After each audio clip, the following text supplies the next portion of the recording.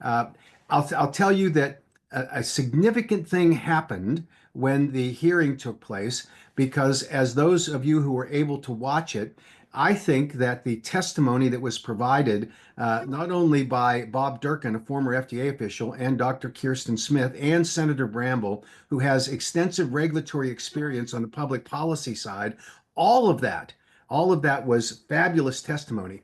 But the powerful testimony, in my estimation, that supported the policy and scientific information that was critically important occurred when you had vendors and advocates, consumers of kratom, testify powerfully and passionately about the value that kratom has.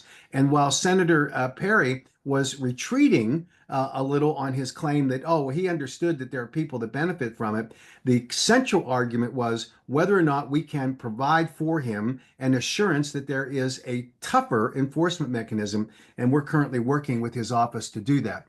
The recommendation that was made by another advocacy group that advocates and vendors should not testify was misplaced. It was wrong. And we encourage everyone, every single person that has an interest in this in the form of a manufacturer, a distributor, a retailer, or a consumer to reach out and to communicate with their elected officials on these important issues. Because if we rely upon advocacy groups solely and the lobbyists who represent those advocacy groups, that is a prescription for failure.